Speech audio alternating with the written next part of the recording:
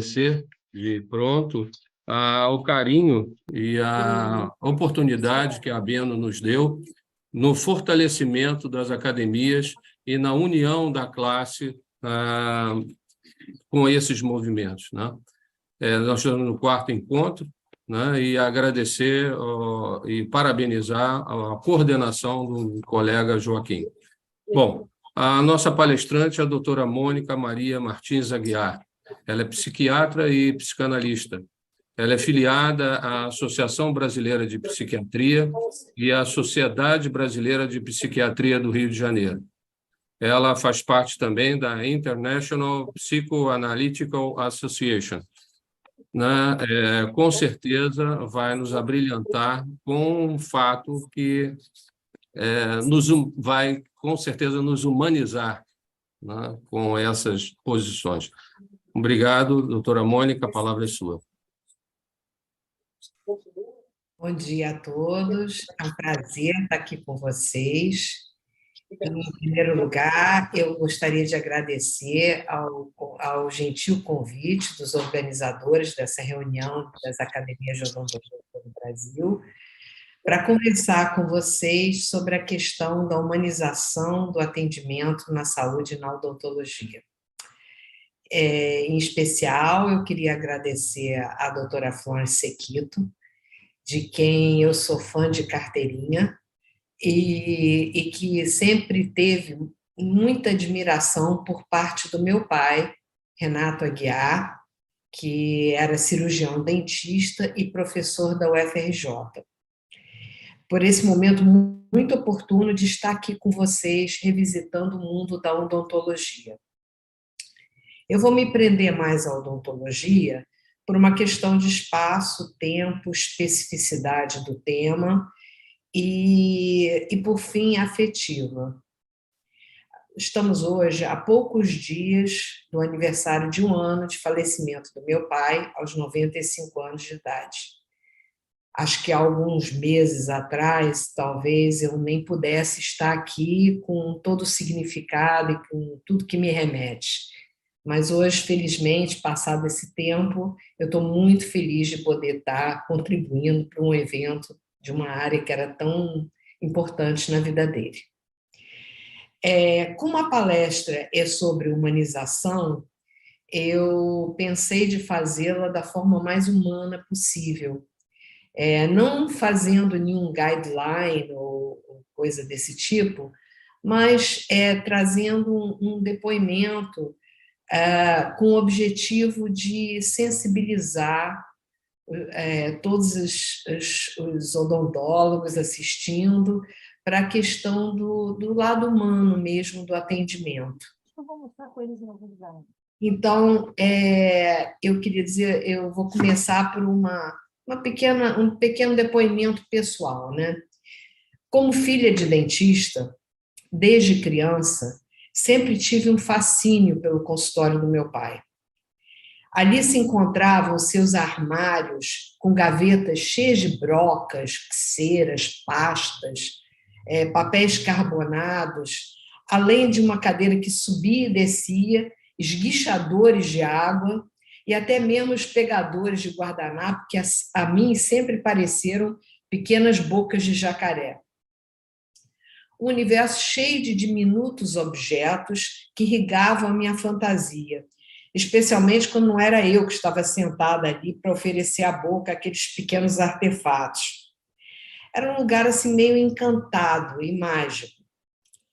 Felizmente, eu tive um dentista bastante paciente, sempre atento às minhas expressões faciais, mas firme o bastante para fazer o que precisava, de modo eficaz e sem estender muito o sofrimento e o tempo do atendimento, né? Na verdade, eu não sei como é que meu pai fazia nos casos mais complexos, mas sempre me pareceu muito confiante e falante, que acredito que tenha sido a sua maneira de distrair o paciente da condição regressiva e dependente que ali ele fica, né? Ou então alimentar aquela boca aberta com palavras. Acho também que talvez fosse o jeito dele de escoar a ansiedade que está sempre inerente a um encontro com outra pessoa, né? Então, assim, regressivo e dependente. Frequentemente é assim que se sente a pessoa que se encontra num estado de quase imobilidade total, em decúbito dorsal, aguardando que algum livramento da sua dor ou preocupação se dê. Eu acredito que, mesmo nos casos de um atendimento mais estético, essa condição anatômica e a dependência do dentista para assegurar o resultado desejado já seja o suficiente para trazer desconforto, ansiedade e, em alguns casos, até mesmo angústia para dentro da sala de atendimento. Do ponto de vista do dentista, lidar com a condição emocional do paciente pode ser uma tarefa igual ou muitas vezes maior até do que o próprio trabalho a ser executado. E acredito que, por vezes, seja mesmo muito difícil não ficar tomado pelas angústias que ali estão circulando. Essa situação pode colocar, às vezes, o dentista numa posição muito defensiva, porque ele ou pode se sentir causador de um sofrimento e, por isso, culpado, ou até inseguro da sua incompetência, não somente com o tratamento, mas também com esse lidar com a pessoa que está ali. Ele pode ficar muito irritado, pode ficar reativo e até, às vezes, um pouco agressivo. Ou distante, silente, pouco afeito a qualquer comunicação, que leva em conta que uma conexão ali com o paciente seria extremamente proveitosa para a realização do objetivo que é de ambos. Cada um vai precisar encontrar o seu jeito pessoal de receber, acolher e atender à necessidade de ajuda, que é a essência da procura por tratamento. Não se pode deixar de lembrar que o paciente está ali para receber algo que o profissional tem para oferecer, mesmo que ele esteja com medo, mesmo com desconfiança, desalento ou expectativas exageradas. Para esse pacote de emoções, o paciente também está esperando algum alívio. Ele espera sair melhor do que entrou, ou pelo menos com esperança de melhora. Mas vamos conversar um pouco mais sobre esse encontro e o que se desenrola nele. Todo encontro é feito de pessoas, entre pessoas, é feito com a inclusão das suas histórias e dos seus passados. Não tem como não sê-lo. O poeta T.S. Eliot disse que o tempo passado e o tempo futuro, o que podia ter sido e o que foi, tendem para um fim, que é sempre presente.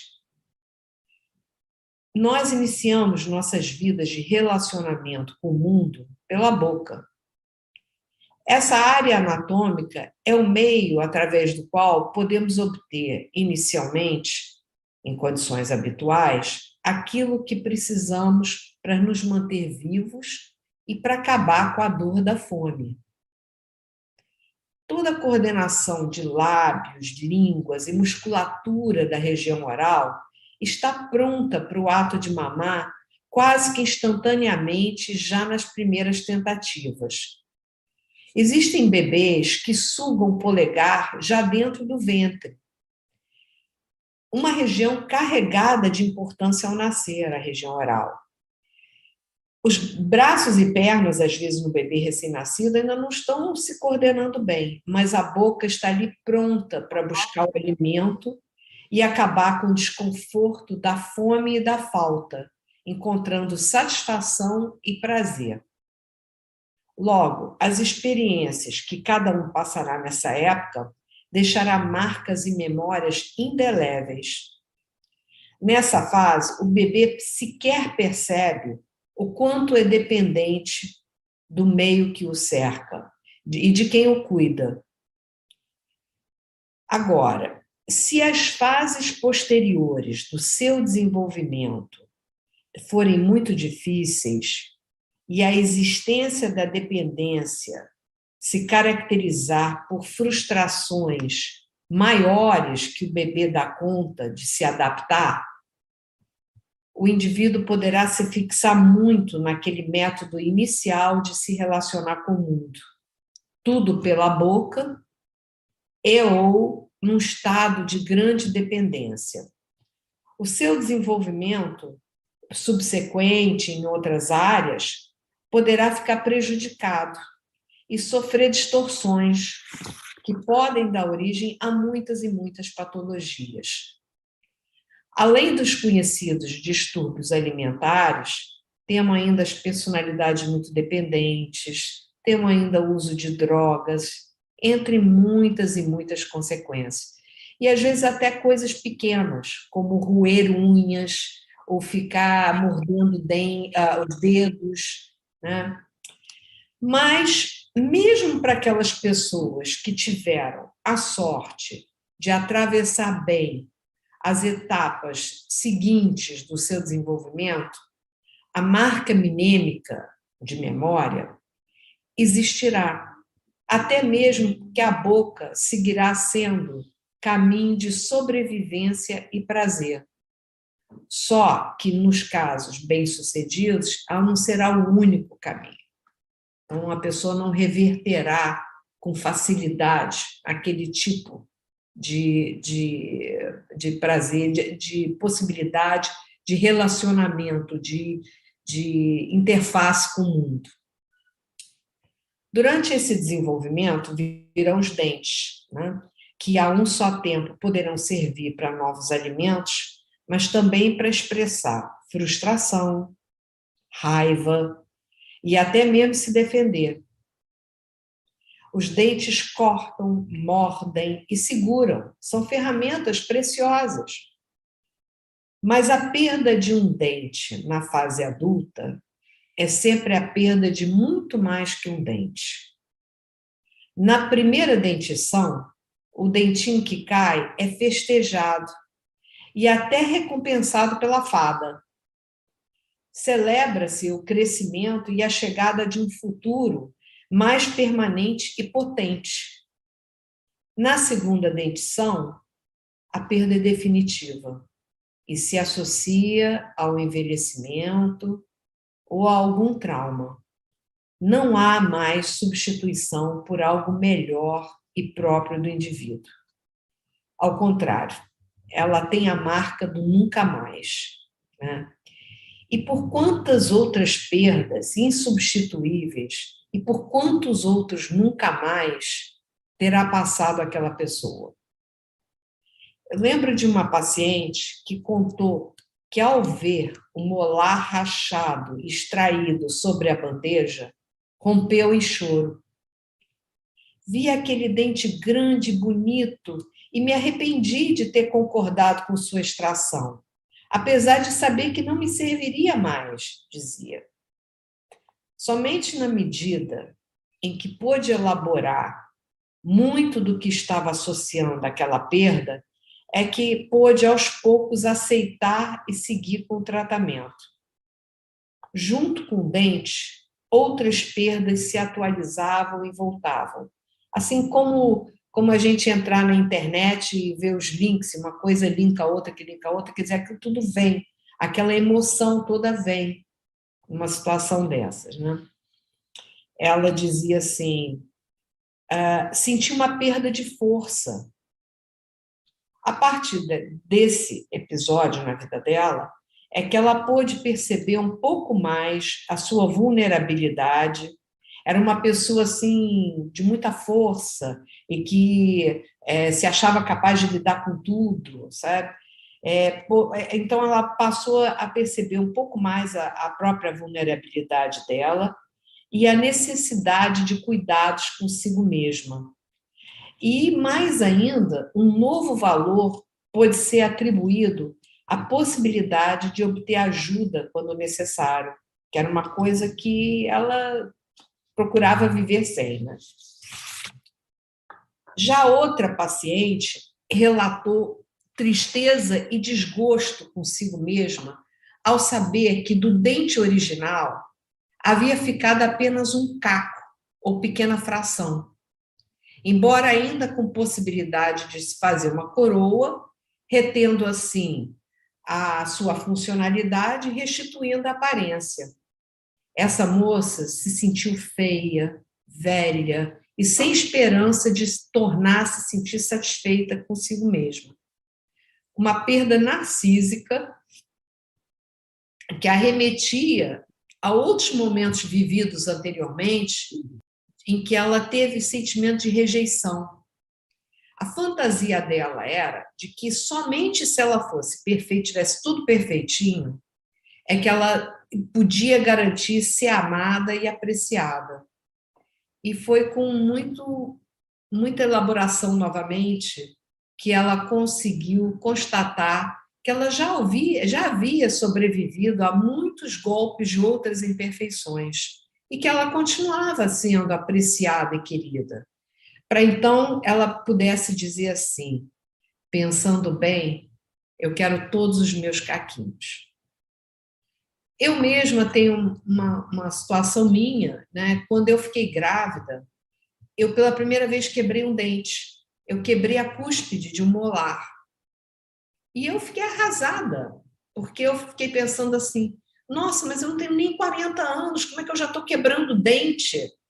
Né? Foi uma situação especial, né? E também fui ajudada para poder ver que aquilo que eu tinha perdido, que era apenas a cúspide de um dente, né? Era uma coisa muito pequena para o que eu estava ganhando, que era um filho que viria para mim, né?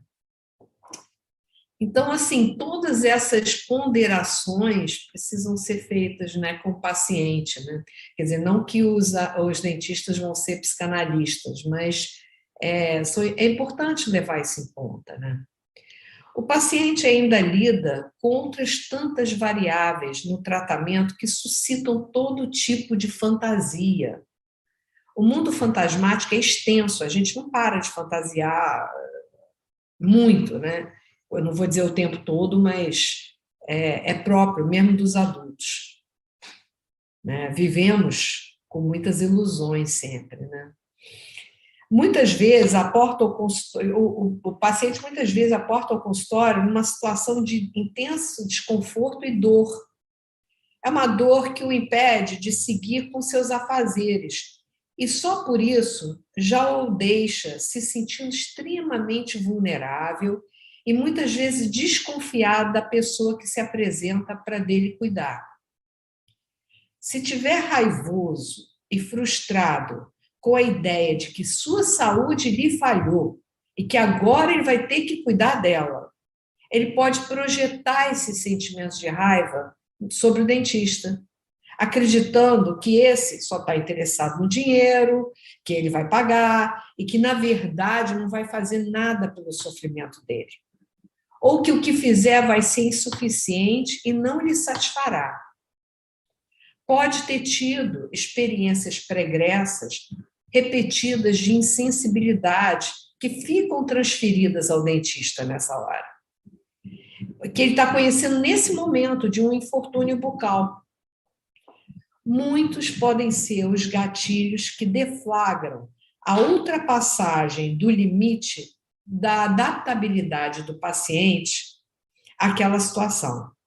E, às vezes, coisas pequenas, uma sensibilidade acústica ao motor da broca, o medo da proximidade física do profissional, o medo da anestesia, ou que não vai ser suficiente, e o que pode se traduzir numa sensibilidade exacerbada pela ansiedade, ou que a anestesia vai ser demais. Tem aquelas pessoas que não querem se anestesiar nada, porque tem medo, que isso vai deixar num quadro de muita insensibilidade e até estranhamento consigo mesmo. Ele pode temer que ele não vai conseguir reverter isso e ficar perdido numa espécie de desconexão consigo mesmo, porque perdeu a sensibilidade naquela área. Todas essas situações exigirão do profissional a capacidade de adaptação que terá faltado ao paciente em algum momento remoto da sua história.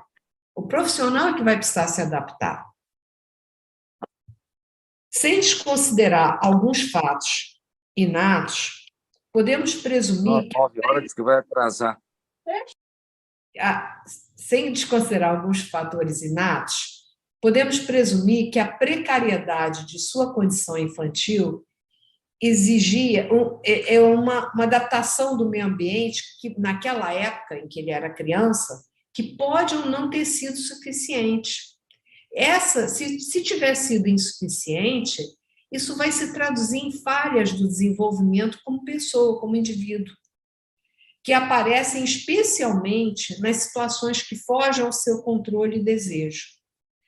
Mas as suas inadequações não são atitudes pessoais com aquele dentista que o atende, e sim expressões de dificuldades próprias. E isso é importante lembrar também.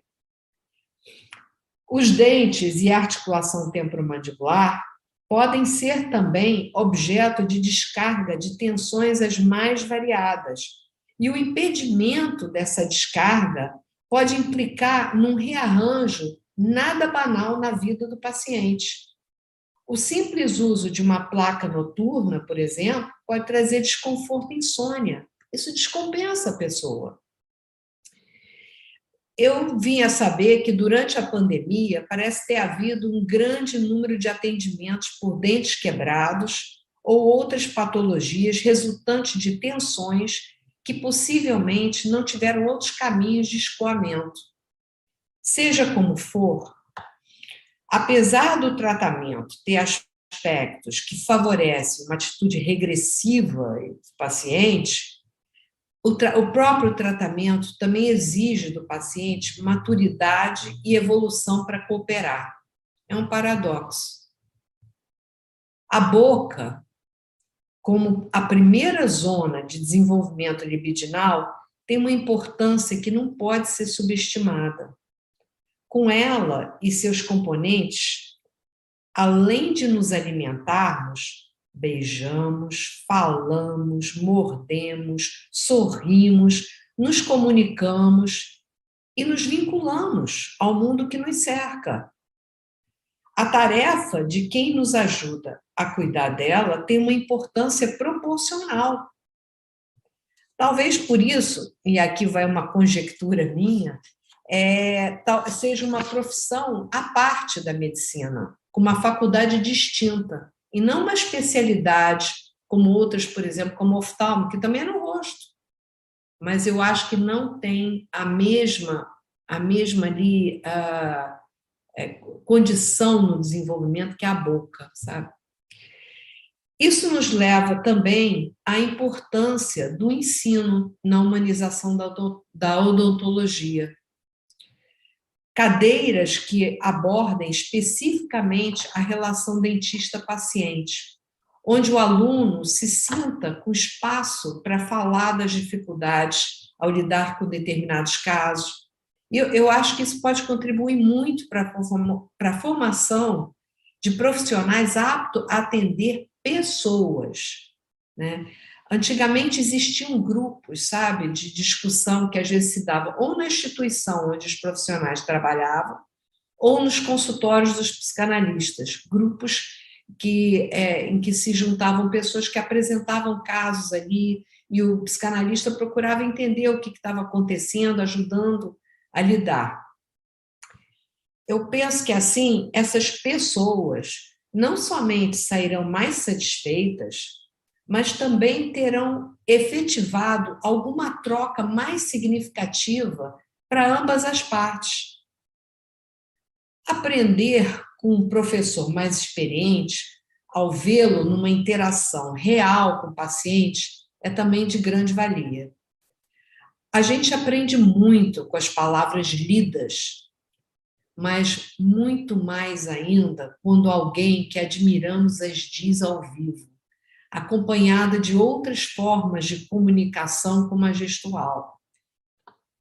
A odontologia tem um lado muito artesanal, que implica em habilidade técnica, precisão, capricho, além de uma boa dose de criatividade.